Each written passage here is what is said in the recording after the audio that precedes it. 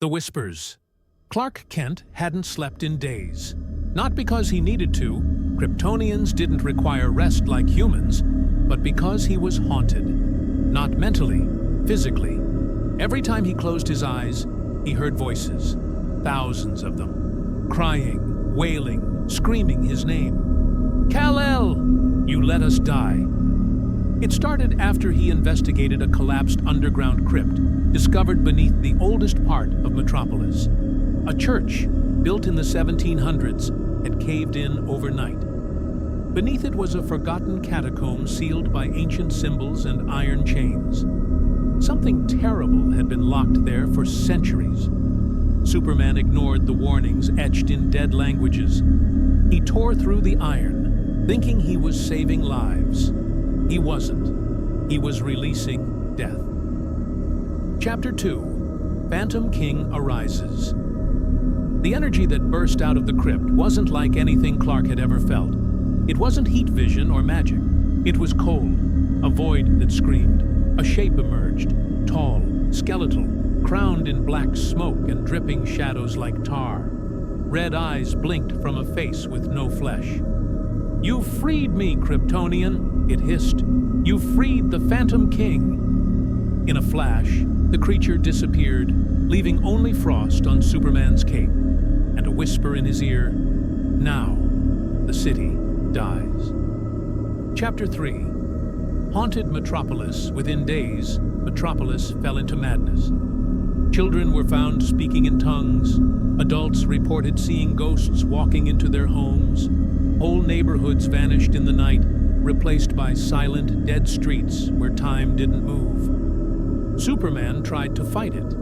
He used X-ray vision to scan buildings, but saw nothing. He flew at supersonic speeds, but could not catch the shadows. The ghosts weren't just haunting, they were feeding. Every soul they touched weakened the barrier between life and death. And Clark? He was growing weaker. Kryptonite didn't hurt him anymore, but fear did. Chapter 4. Possession. Lois Lane was the first person he trusted to investigate the curse. She was brave, reckless even, but smart. She started tracing the history of the church, of the catacombs. One night, Clark found her staring at a mirror, her eyes completely black. "He's inside me, Clark," she whispered. She lunged, faster than a normal human, stronger, eyes glowing like burning coal. He held her back, terrified. "Lois, fight him!" But the Phantom King laughed through her lips. "Even you can't save her now." Clark had no choice. He flew Lois to the Fortress of Solitude, placing her in stasis, protected by Kryptonian technology. But deep down, he feared it wasn't enough. Chapter 5. The Phantom Realm. To fight the Phantom King, Superman had to go where no living thing dared tread, the Phantom Realm. Using Kryptonian technology, he phased into the dark dimension, a place of lost souls and eternal screams. There he saw them, thousands of ghosts, twisted and chained, drifting in eternal agony. They reached for him. Some begged for help.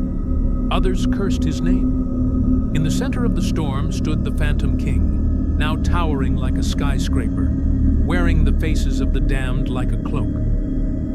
"You don't belong here, Kal-El, but you opened the door. Now, you'll never close it." The fight was brutal.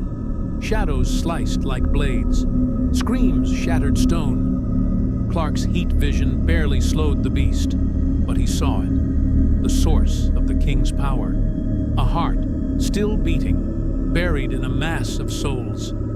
Superman dove through the darkness, through pain and fear and flame. With one final scream of rage, he crushed the heart in his fist. Chapter 6. Aftermath. The city awoke in silence. No more fog, no more whispers.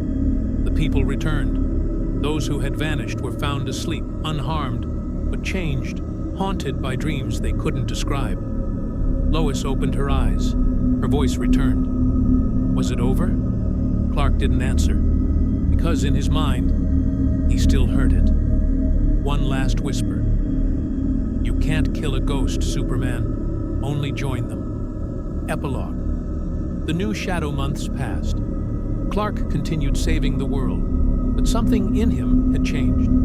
At night, he stood atop buildings, staring into the dark, listening. He was stronger than ever, but colder, quieter, and sometimes, when lightning flashed, you could swear his shadow moved on its own.